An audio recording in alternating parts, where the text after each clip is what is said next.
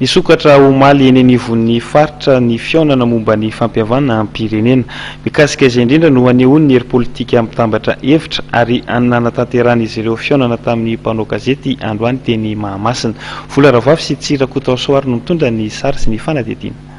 Tsy hita taratra amin'ny fihaonana isa-paritra momba ny fampihavanam-pirenena amin'ny fandraisana anjarany rehetra araka ny fijerin'ny vondrona Hery Politika mitambatra. Raha ny fanazavana nety mitarika ny HPM tsy misokatra amin'ny lafikely rehetra ny fihaonana,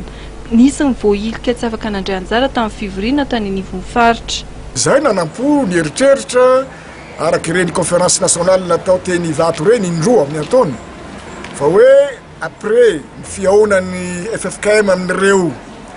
ray aman-dreny filoham-pirenena teo aloha reo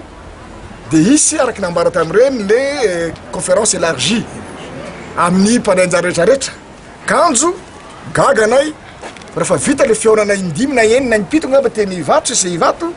tonga dia zero ihany avao kainy no mandamina ny comité d'organisation amin'ny any faritany nanampo ny mpizaka rehetra teto Antananarivo zay niatotena tonga te Antananarivo mbola niatotena koa ny fanasana anjara teny vato kanjo dia tsisy consultation ny mpanday anjara rehetrarehetra teto Madagasikara amin'ny conférence élargie zany tsy nisy fa tonga avy hatrany dia fa ny faritra ary mampalahelo indrindra ireo namanareo koa avy any faritra anantorana izy handray anjara tsy voaray satria tsy fantatra koa tsy dia somary un peu timide mialatsiny amin'ny teny vazaha ilazana an'le filazandreo amin'le fandraisana anjara tsy hitan'ny olona dia tonga ny olona 3 jours 4 jours avant le fihaonana dia lazainy ao hoe efa feno ny ato.